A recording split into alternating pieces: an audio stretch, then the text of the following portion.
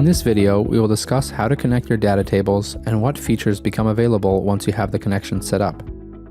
Unlike spreadsheets, when using Tadabase, you can easily connect records to one another.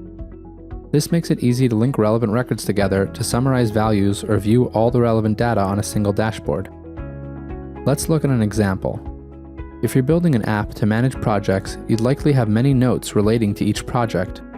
By connecting your tables, you can have a project details page with a list of all the notes, but only notes which belong to this project will be shown. Connecting your data tables is accomplished by adding a connection field in the table. When adding the connection field, you must select which data table you would like to connect to. At this point, you can choose if you want the connection to be one-to-one or one-to-many. The last step in adding your connection is choosing the display field.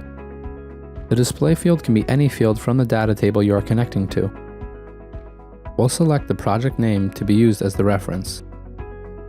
Whatever field you select is the field that will be shown when connecting records in a form. When connecting your tables, it's important to think about which way to establish the connections. There are exceptions, but generally you would establish the connection from the table that belongs to another table.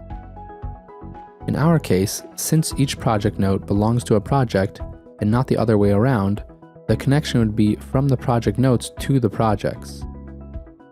Once you have the connection set up, you can now show the notes that belong to the particular project in the details page of a project. You can also add a new field to count how many notes each project has.